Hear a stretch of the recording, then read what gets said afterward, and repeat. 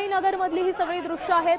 भाजपच्या उमेदवाराला मतदान केंद्रावर पोलिसांनी अडवलं होतं आणि त्यानंतर ही संपूर्ण बाचाबाची झालेली आहे। सध्याचं वातावरण पोलिसांनी नियंत्रणात आणलेलं आहे अशी देखील माहिती समोर आली आहे। रक्षा खडसे आणि पोलिसांमध्ये बाचाबाची झाल्याचं सध्या समजलं होतं आणि याचमुळे गोंधळाचं वातावरण या संपूर्ण परिसरात निर्माण झालं।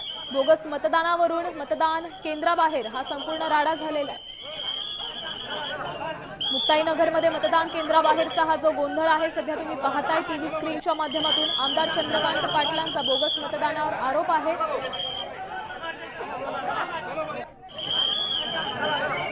एकंदरीतच हा संपूर्ण राडा झालाय तो बोगस मतदानाच्या आरोपावरून झालेला आहे। याच राड्याची ताजी दृश्य सध्या तुम्ही साम टीव्हीच्या माध्यमातून पाहू शकताय।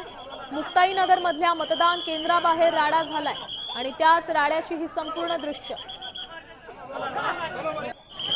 या राड्यावेळी केंद्रीय मंत्री रक्षा खडसे मतदान केंद्रावरील पोलिसांवर चांगल्या संतापल्या होत्या। पोलिसांकडून या जमावाला पांगवण्याचे प्रयत्न देखील करण्यात आलेले आहेत। सध्याची स्थिती नियंत्रणात आणली असल्याचं देखील कळतं।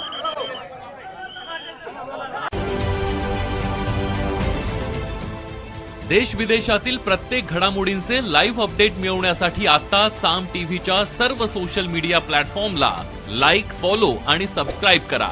तसंच सर्व नोटिफिकेशनसाठी बेल आयकॉन प्रेस करायला विसरू नका।